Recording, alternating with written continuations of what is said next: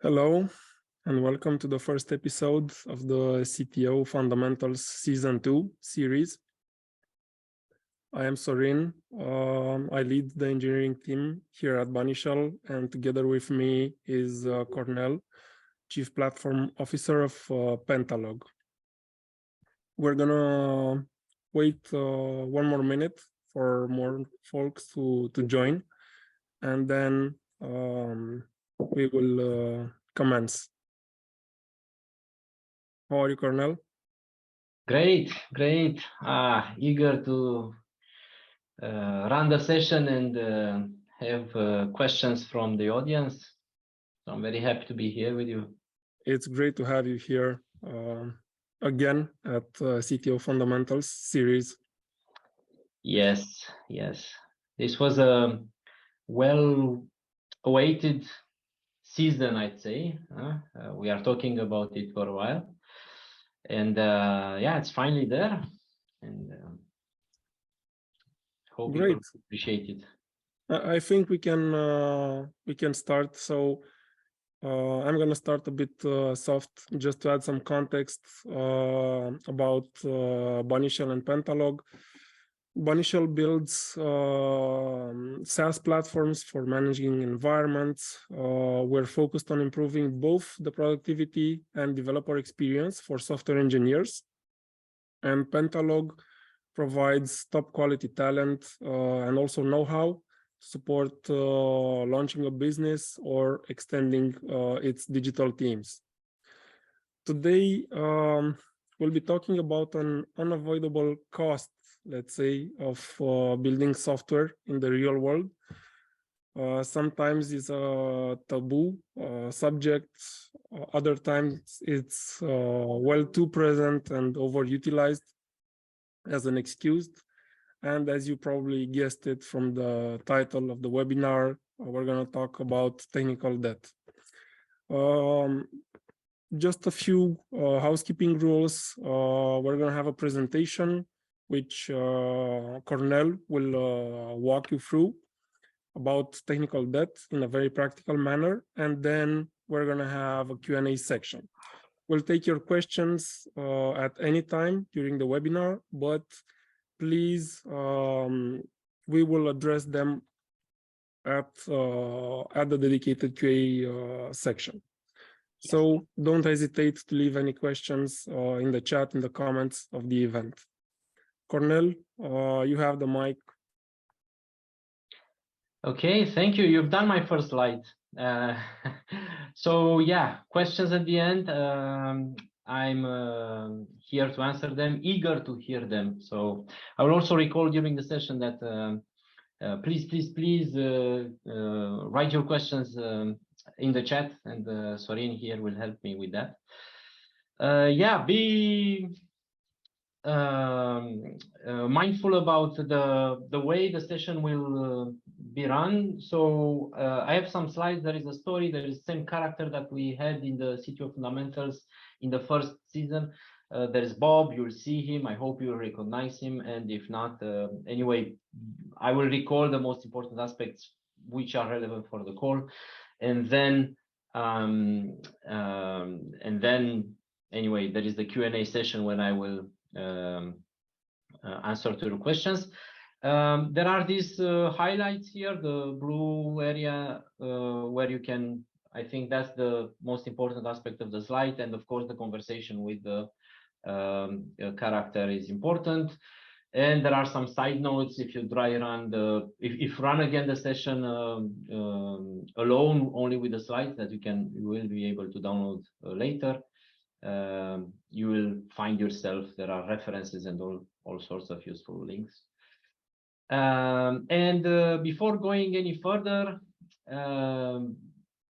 why this season is important is because we've done such a good work with the CTO fundamentals and with the questions you raised during the first season. And there are many questions, and we've collected them, and there is not just this season, there will be others. And this season will be focused on something that we call CTO legacy as a whole. So we start with the technical debt, and we will end with the session, which is CTO legacy. I hope you will enjoy it. And here we are. Yes, this is Bob. I don't know if you remember Bob. So Bob discovered what is a CTO. He had his own definition of a CTO role. He created that definition. It's his own. And then we've been with Bob through strategy, tactics, and we've landed with an end session called the Better CTO. And this is still Bob. And Bob has this situation. A senior programmer, Jane, coming to him saying, Bob, I have something. And the something is about some sort of conflict that emerged in a very natural and not seeked for kind of situation. So there is the CFO that asked Jane to help him with some dashboards in Excel. Easy as that. The Excel file was exported from their system. Of course, Bob is in charge with that system. And Jane wants to serve. So she will help the CFO and will do the transformations, the formulas and things like this based on the connected Excel. So it's an Excel connected to the system so that the CFO, when just needs to refresh the data and everything is done behind the scenes without anything that it's troubling. So business as usual, Jane helping everyone around. The problem is that the product owner is not happy because first of all, we needed to replace that API. It was a legacy API that the Excel was consuming. So when Anna, as a product owner, tried to close that API, there was a conflict, a problem, because the CFO couldn't use the data in Excel. Now, Bob was looking at the situation and said, it seems like change management, it seems like a problem in our system, it's technical, it's regarding the API. I've never seen Excel before like part of the system, but I think we should put it in the overall technical debt kind of management, because when we do changes, it will be impacted. And also, when we improve and modernize the system, there is impact with other kind of system, including Excel. So this is the thing that triggered lots of questions for Bob. Now, Bob is looking at the technical context and he says, I had an API used by Excel. It was a legacy API. We don't want to use it anymore. I can't do with these embedded analytics. It's a fairly new product we're working on, so there's no kind of reporting capability in it within the product. So, and I've discovered along the way that people automate around this legacy API, so I need to somehow solve it. The question Bob is addressing here is more related to, is this part of what I need to do, or is it not? Is it part of the technical debt or not? So it's a key question here.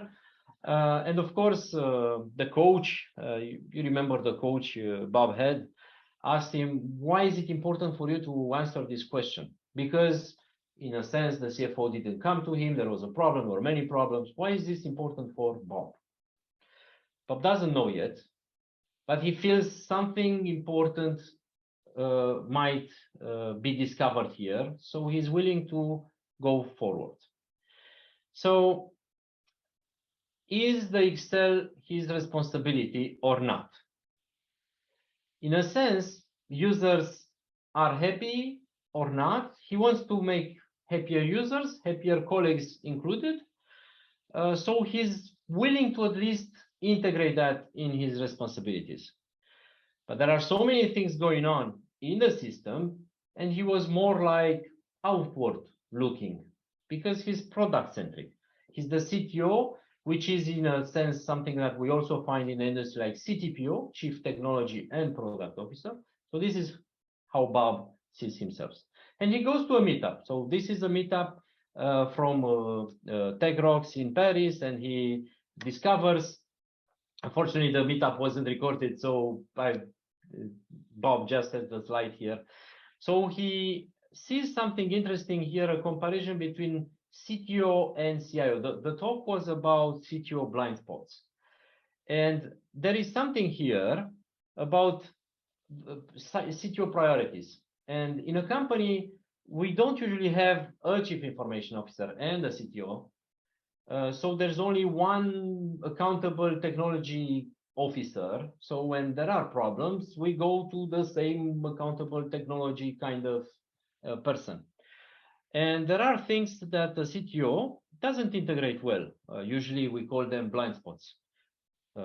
It's enterprise architecture, leverage technology across business units, reduce costs, and build out or leverage existing IT infrastructure. So there's lots of data about it and things like this, but we will not go into the details. But this is important for Bob. And Bob is saying, I also have a CRM, is linked with the product. And when I look more into details, colleagues automate a lot around it. So there's lots of automation going on. I don't have a chief information officer, even if maybe I don't want that. And lots of features overlap with the product. So he's looking in the system and he finds that he has 251 systems. 150 systems is things that he's mainly very well aware of, even if they are not managed perfectly. So he discovers lots of stuff and things still in progress to be adopted, but not necessarily through his management. And he thinks of this seems to be like enterprise architecture. I wasn't focusing on it. So yeah, the talk is interesting. Is that part of technical debt or not? So he's looking at things like similar technical debt, like architecture erosion, architecture debt, other kind of stuff. So he finds studies. All of the studies he finds are mainly related to code, software code. So there's lots of tooling around static code analysis, continuous integration, continuous deploy, but not that much around enterprise architecture as a whole. So is this important or not? And Bob feels, yeah, this is important because it's under his leadership and accountability. But in order to go further, he needs a better definition of that. So why are we talking about technical debt in general? Why is this important as a definition? Why is this concept important? And he finds this presentation from Steve McConnell, where it seems like even business stuff has part of conversations about technical debt. And it's more like when we talk about risk and opportunities, and we raise awareness about things that we do on short term, long term, mid term, and things like this. This is a great talk. He finds it very business driven. We talk a lot about cost, about options.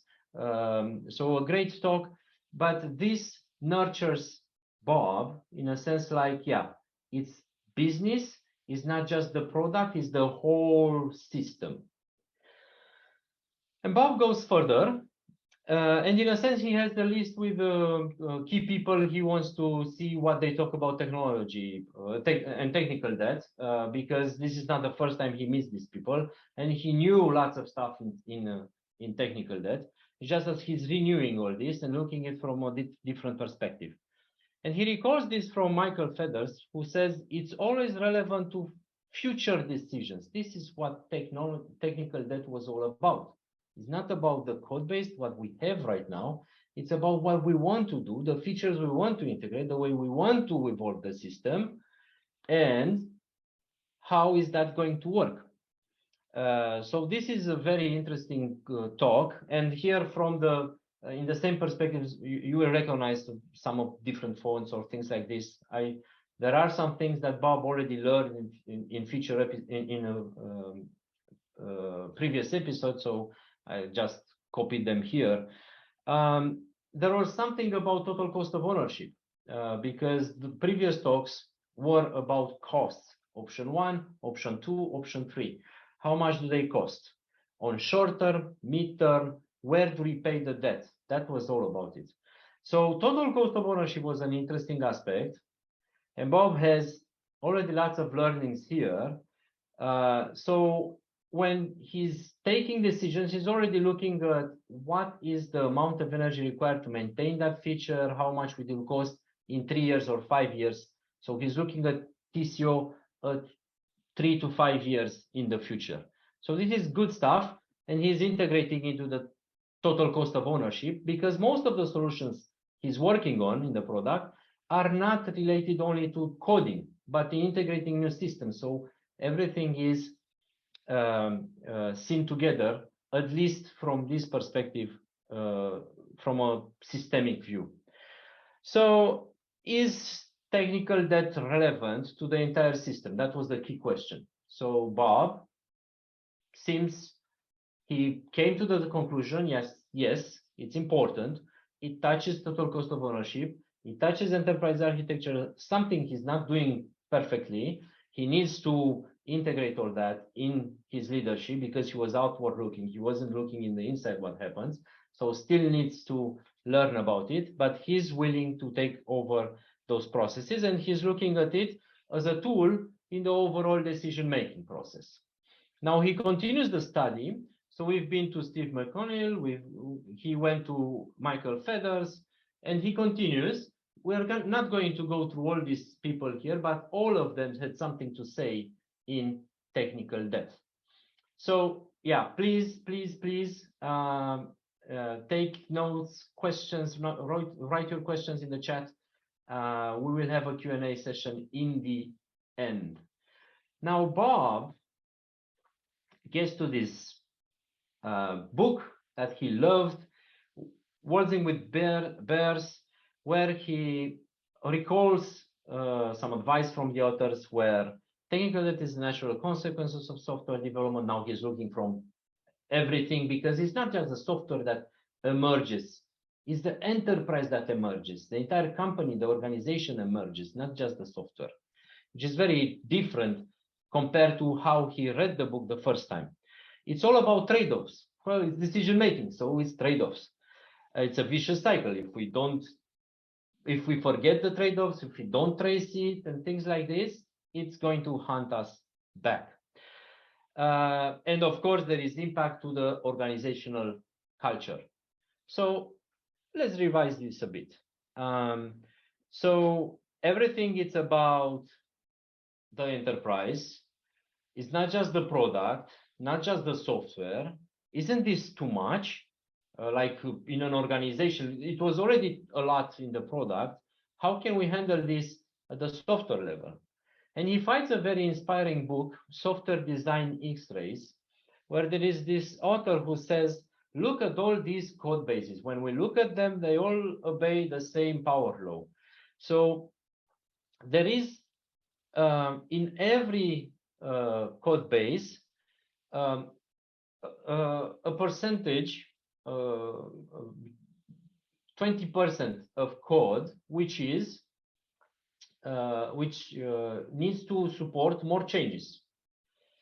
So we can use this information and see what are the areas where we have most of the changes, and let's ensure we keep that maintainable. Not everything. Let's ensure we keep that evolutionary enough. So this is an important concept. He looks at it from the code and says, why not take the same metaphor and apply it at the overall company? I have an organization, but not everything changes. There are things that don't change and things that change a lot. So he's taking this metaphor and saying not everything is equally important. So I have a way to discriminate when I take decisions in terms of technical debt. So this will help the teams, because when I talk with the teams, they always tell me, like, we need to do everywhere the best design and things like this. Well, here is something. Not everything needs to be, we don't need to invest in everything, while taking into account that it's about the future, not the present. So we not necessarily know today what's going to be more changed in the future, but we might have an idea already. And the same author has an interesting presentation where he talks about the book, but also talks about teams. Still relevant only to the code, not the enterprise architecture, but he says something like, look, we can we can look at the way teams interconnect, the way they depend on each other, and we can connect changes. And this says something about the way the system works and what we need to keep more evolutionary and more connected. And this is music to the ears of Bob, because he remembers this great book, Diffusion of Innovation. Where was this lesson? We cannot talk about technology without taking into account the social structures. There's no such thing about technology without social something, changes, impact, and things like this. So Bob knew that, but he just didn't integrate in the way he's working about it. But we can recall that we had Conway Law. Some of us might still find this new, but Conway Law is a very old principle in architecture, saying that we are mirroring the organizational structure with our architecture. So there are many things here. Bob is not necessarily linking them all together, because between the code and the enterprise architecture, there are so many things. We can take here works from Craig Lerman, from others who say architecture is collective ownership, but that was mostly about software. It wasn't about the enterprise architecture, which is very different. So be mindful, there are important aspects of things that matter, but we are not going to address them in here. There are different layers of architecture. So when Bob studies, he's looking at things the entire organization can degrade. Like, it's not just the software who's getting less better or who rots, in a sense. And we had the rot metaphor. So the organization can rot.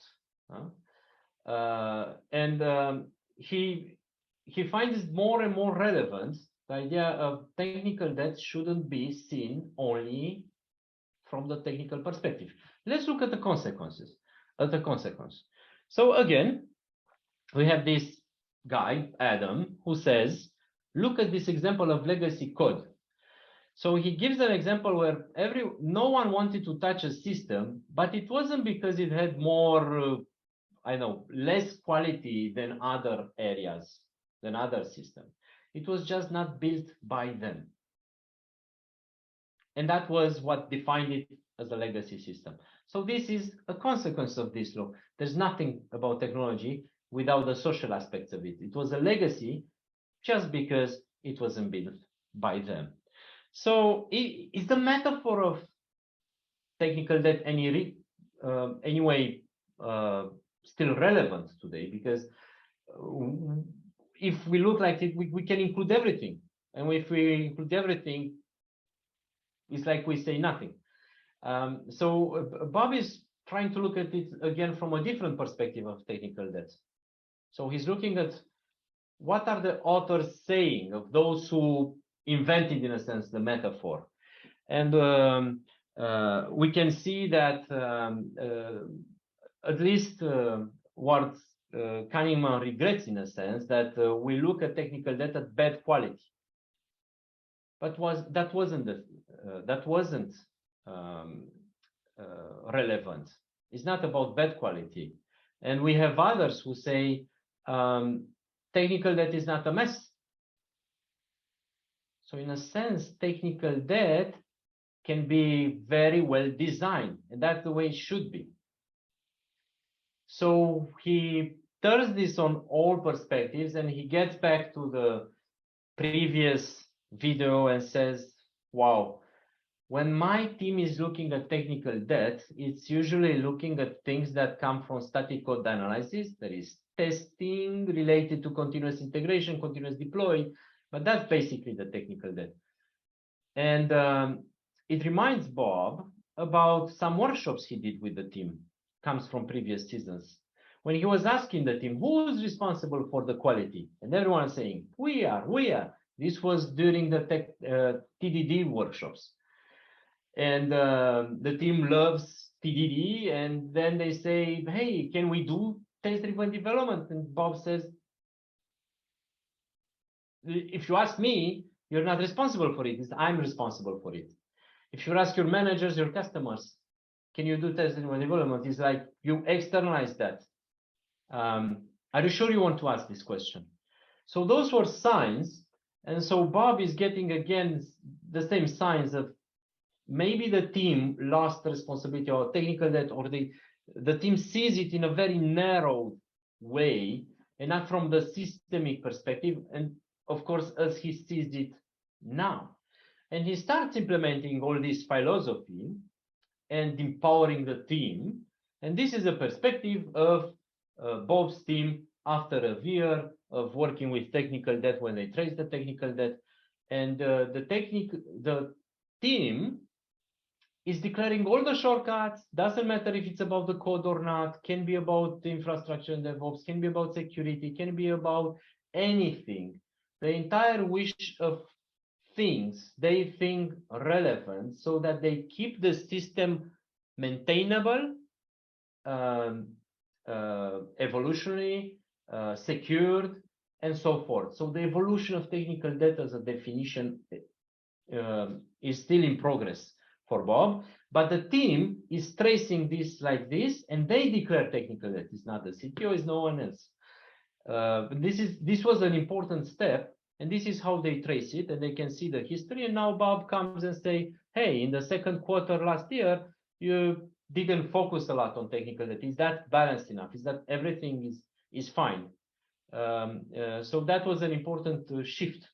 Another way of looking at it was the maturity model. So there are libraries of best practices that can guide us. Nobody knows as a CTO out there, what does it mean to be good, almost good, or very good in different taxes like infrastructure and DevOps, security, and so forth. So having such standards can help everyone, because we cannot discover and rediscover this again and again. So these are tools Bob is leveraging. Now, let's get back to something which was very important from previous lessons. So Bob read this book from Loic Finas, an amiral, a French amiral, who was looking like, he was saying like, everyone from like the politicians have the believe that when they take decisions, they have 2-3 options which are great options, and they take decisions from. And in reality, they have 2-3 options which are shortcuts in a direction, but there are always wrong decisions. There are trade-offs. In architecture, there was this law of you never solve problems, you always replace them with some problems you'd rather solve. So this is an important lesson for Bob, and he feels like technical debt, it's all about that. Things are so complex, so big. The organization emerges, the system emerges with lots of subsystems within that system. So he's always taking decisions from a list of 2-3 bad solutions available there, but which are progress in a given direction, and eventually in 1 or 2-3 years they will land where they need to be. And this was important because these decisions were important to be traced. We had in architecture something called, which was architecture decision record. Now Bob extended this at his CTO level and said, I need to have a decision ledger. So if we look here, there was a ledger of decisions, so that the reasons of existence and why some decisions were necessary stay explicit and are auditable. Because facing an audit, technical due diligence, things like this, people want to know. And looking from the outside, we will say, who would ever take those decisions? But if you say, I have 251 systems in my enterprise architecture, and 80% of them on a scale from starter to very good are at starter level, and that's fine because we don't want to invest there. Our product needs to be good in security, in infrastructure, and everything else is working, and we will invest when we want to keep them more evolutionary. So these are important aspects for Bob. And before going any further, he recalls this aspect, like his product. There was an aspect of valuation in the strategy workshops about business scalable system. So is the system going to scale to be so a business scaling machine, like doing much more with the same resources, not tripling the team when we need to triple the revenue, for example. And there was this list of ETs, portability, scalability, availabilities. They all came from a body of knowledge which is, you might be very familiar with. It's from building evolutionary architectures, because we said technical debt, it's all about the future, about adapting, about evolving. So it's about building evolutionary architectures. So this book is quite interesting there. So, and he redefines technical debt in the following way.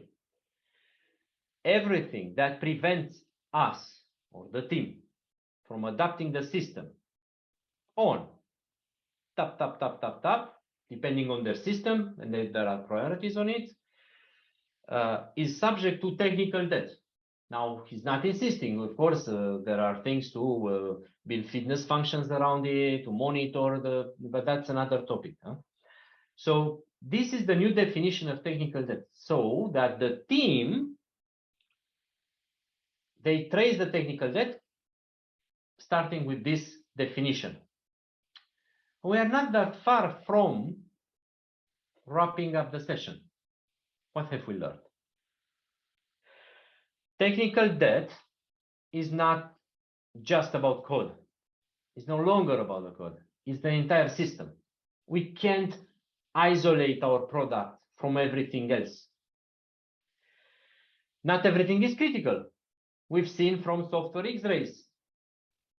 We can invest even in software, in the product, in some areas where we have more things to evolve or to keep adaptable.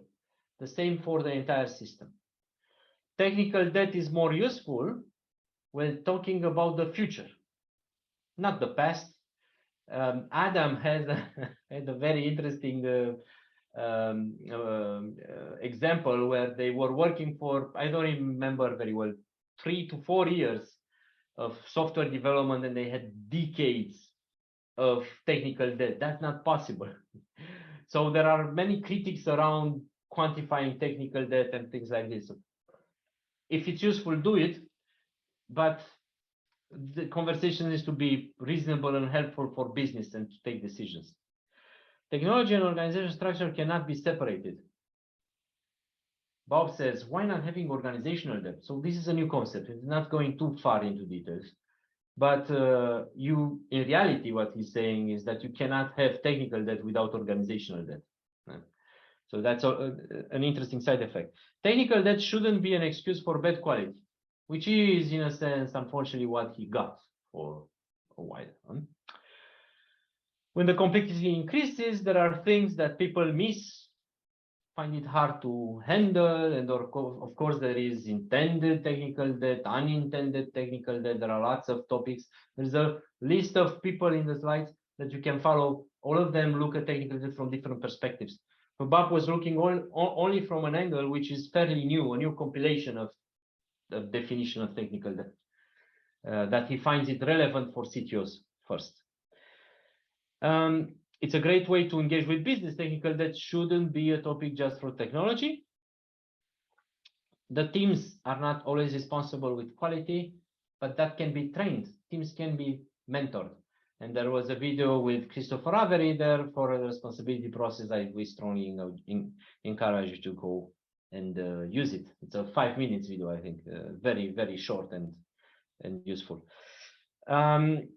Lack of technical debt management is also a symptom of lack of visibility over the total cost of ownership, because when you work on total cost of ownership, you can't bypass these questions.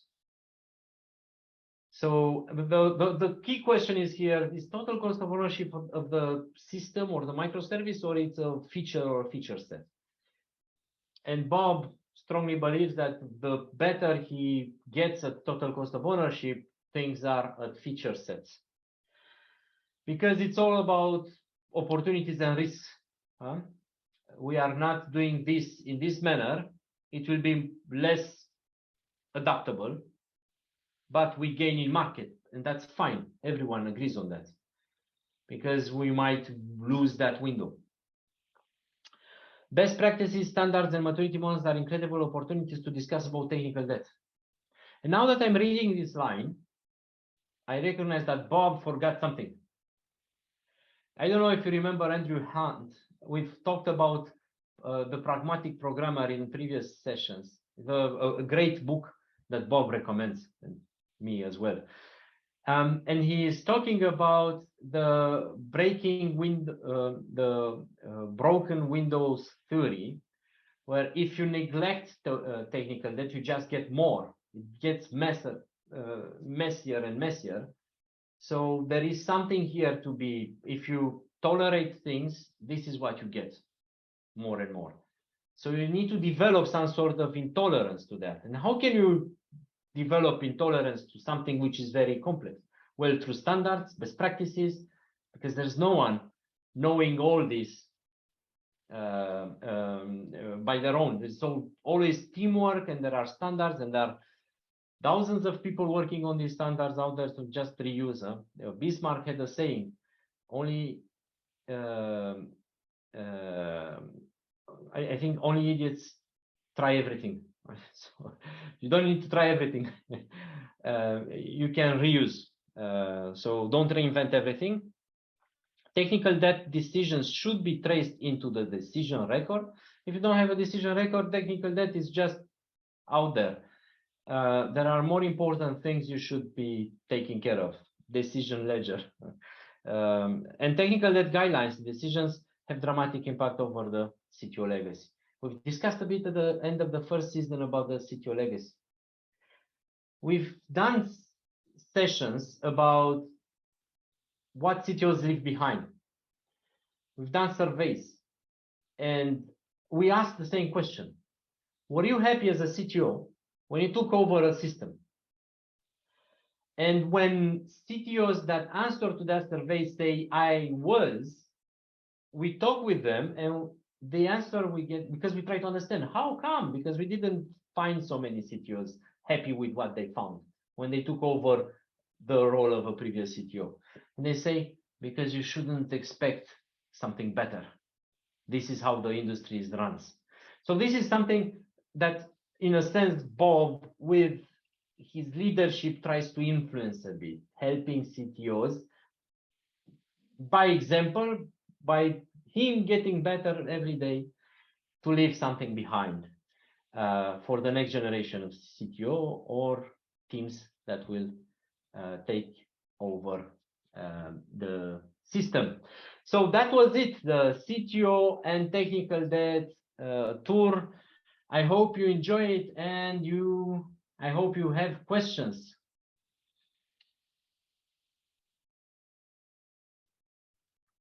Thank you, Cornel, and congrats for the very insightful story. There are a lot of good references covering a large array of aspects related to technical debt in there. The session recording will also be available soon for those of you who want to dive deeper on the issue. I know for sure that I'll watch it again. And as Cornel said, please don't hesitate to write any questions that you have or curiosities in the comment section of the event. We'll take them one by one. So, Cornel, we have a first question. How can technical debt be measured and tracked, and what metrics should one use? So,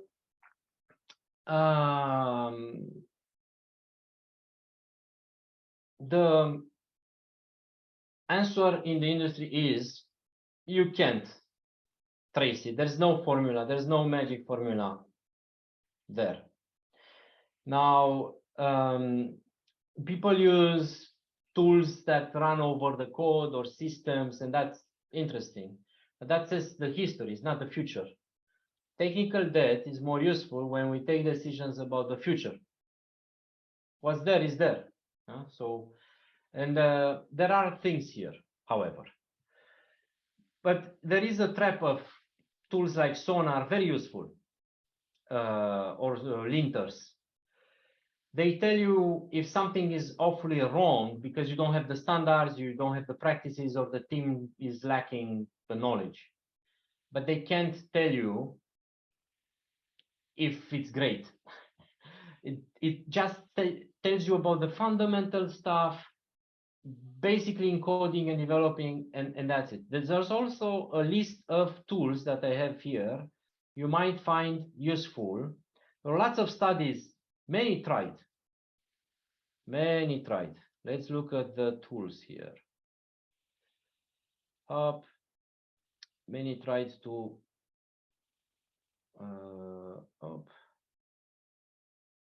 Come on. Again. No, not this one.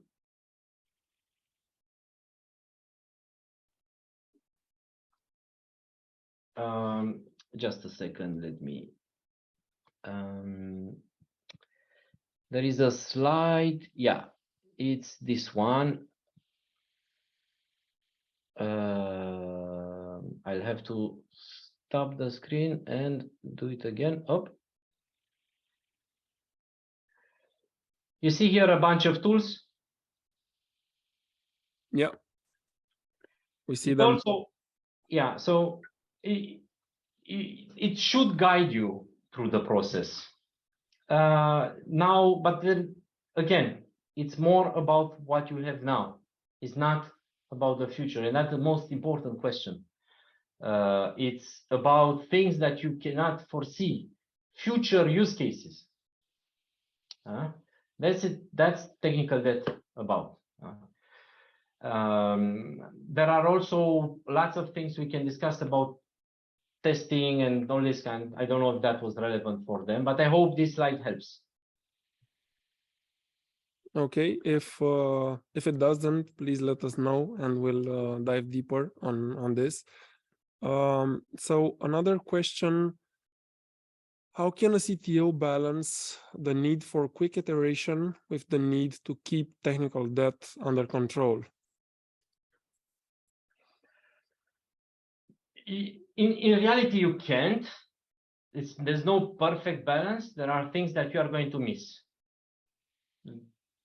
End of story. But there are practices. First of all, it's not up to you to trace everything, but there are things that you should favor. So one of the things that we often forget, and it's very difficult to keep, is looking at cycle times. So cycle times, having short cycle times, it's important. If you have long cycle times, you might be in trouble. So missing the cycle time, it's always going to end in something about less evolutionary. So that's one aspect of it. So shorter cycle times should make it also better. It's not quick and dirty. We automate, we test more because we want to make it faster, not longer. And we have short cycle times so that we get feedback. If we don't have short cycle times, we don't get feedback, we don't learn. We cannot close the feedback loop. So they are related. But there's also something about cost of delay. So why do we want shorter cycle times? Because if we want to just ensure we keep it evolutionary enough, fast enough so that we can learn fast, experiment fast and things like this, keep it evolutionary, that's fine. But if it's because we force it can't be shorter and we force it to make it shorter, that's not right. So this is where things are getting, because we lose control. Developers will lose control. And if they lose control, they lose responsibility, they will feel not fair and things will go out crazy. So in a sense, working with the developers, and we need to find the balance and always decrease the cycle time while keeping it in control. Now, what are the trade-offs? How can we have shorter cycle times? Because that's something that requires adaptability. You say, I'm going to do it less good because I win market, for example. Okay, but I don't need to have surprises here to make it evolutionary because I will have trouble. So I suppose I will have it like this, and I will replace it in time on things like this. But if developers are rigid in the way they develop and design, things will fall apart. So all of these items are important. One rule here is cycle time. Cycle time, and ensure everyone is flexible enough from the top to the bottom, from the bottom to the top, to find the right solution for the right cycle time, shorter cycle times, and things should go well. Got it. Thank you, Cornel. Another one, how would you comment on the technical debt that you don't ever have to pay? The side systems have a life of their own, and tools and processes evolve in the industry on their own, and some of them can simply be replaced rather than maintained. It's a great question. It's a great question because in reality, you don't need to invest everywhere. So, I mean, again, if even on my own, or Bob has systems that don't need to be kept evolution. In fact, they need to be, but they don't worth the investment. Why? You need to be conscious about what is the league you're playing in. So your company has a strategy. You play as a CTO more in either in innovation, either in operational efficiency. It depends. So what you do has some value. And the strategy says we take this financial energy and we give it to the technology team product so that it does something valuable with that. And we expect something more, which has value. There are new systems there, and you can say everything else will stay like this. You can say, I will favor software as a service under some conditions so that we don't develop. I don't care about it so that I can focus. So what is the league you're playing in? You always have systems that shouldn't be kept as evolutionary as everything else. Every system you adopt to get the right leverage, you will need some time to optimize it. So the real work comes after it. So I would say focus on the product or something if you are. That's where the features have, require more adaptability. Everything else, leverage existing systems, don't develop. If that can be done, if those solutions exist. And you have systems that are at end of life cycle, even if you buy them, and you need to have a life cycle management as a CTO of these products, and that's fine. Yeah, very, very insightful and very, very practical question. Moving on, we have another. How can the CTO foster a culture within the company that values reducing and managing technical debt? Well, you can't reduce technical debt if you look at the definition we had, because you cannot foresee. You build a design. The design is based on some assumptions of things that you expect in the future use cases. And you say it will be like this, and you can say, I will do solid principles, I will do like open close principle or something like this. And you say, I do dependency injection or not, or I do, you take care of some sort of adaptability, but you cannot foresee everything. So there is no perfect architecture. So that's very important. if we would have had perfect architecture, we could say, well, no more technical debt, it adapts itself. Maybe smart systems with based on artificial intelligence and the way it emerges, it will become as better as adapting itself with time, that we will not need to go and do the deep kind of technical aspects in the future. Maybe that's in a sense the holy grail of artificial intelligence, huh? Because we shouldn't forget why we look at technical debt in code. What is the code? The code is a protocol. Why do we have code? Code is not what machines use. Machines use code machine.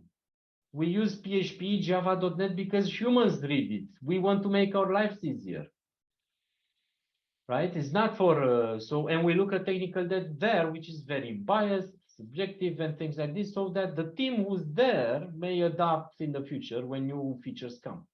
And that's limited. In a future where we could think of a future, of a feature, we describe it and it's out there, we don't code it, that's perfect technical debt management. It adapted, it, no consequences, and but I'm afraid we are not that close to that feature. There's no zero technical debt. There's no reducing to absolute value of technical debt. It's a nonsense. You can't foresee all the future. And if you do that too much, you might harm your organization because you invest too much in things which aren't, the company that didn't face them, you might use that energy in other space. And today, most of the leaders that you saw in my slides consider that zero technical debt is something not good as a philosophy. I hope that helps. Yeah, it sure does. It really boils down to the perception that it's a tool under your belt, and you can do, you can leverage it and use it for the better or worse based on judgment. However, it needs to be strategic thinking there. Of course. So we have one more question, Cornel. This is a more upward or sideward looking question. How can a CTO collaborate with the rest of the leadership team to address the technical debt?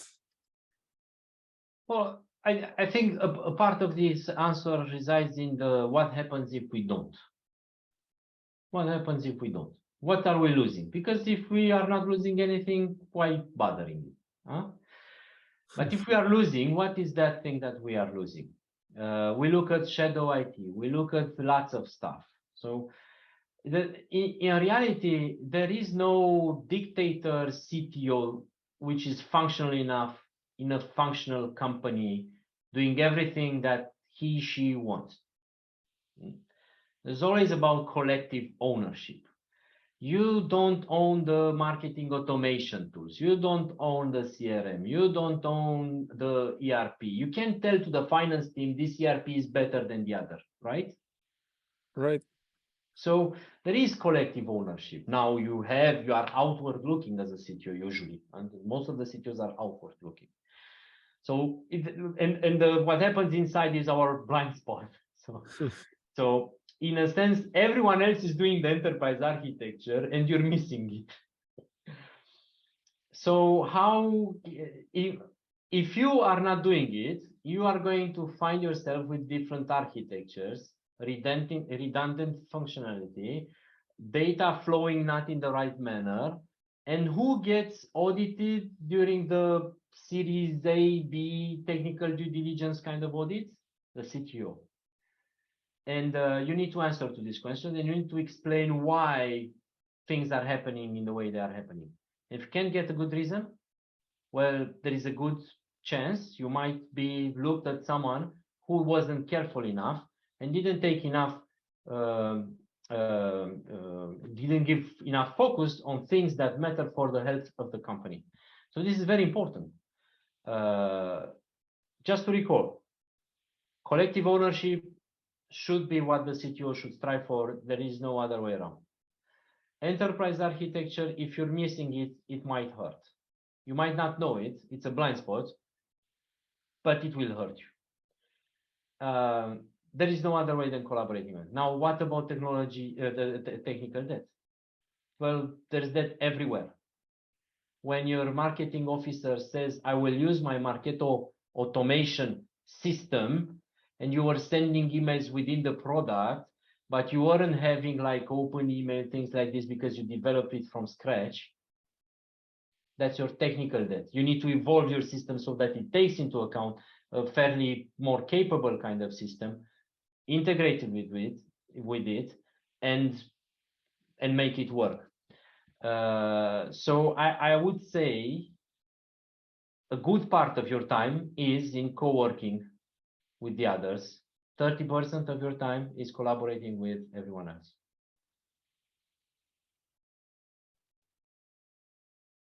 Yeah, really, really insightful. It's a really sane approach from my perspective to view things. So if there aren't any more questions, and I see there aren't, I think we can end this session. Thank you very much, Cornel, for being here. It was a real pleasure having you. Thank you. And thank you all for attending. I hope that you got some really useful insights from this session. Just a reminder, this is a series that we're contributing to. So we will have the next session on 2nd of March. Hope to meet again there. And the recording for this session will also be published very soon. You'll be notified about it. Cornel, if you have any closing words? No, I'm eager to see you at the next session where we will talk about lots of interesting stuff.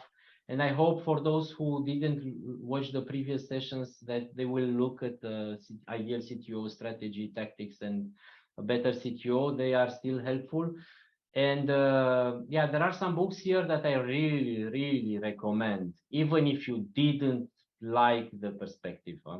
There are things like Software X-Ray, Diffusion of Innovation, great stuff out there. You really recommend, if you're a CTO, you should look at that. Thank you for listening, and see you the next time. Great. Thank you again. Thank you all.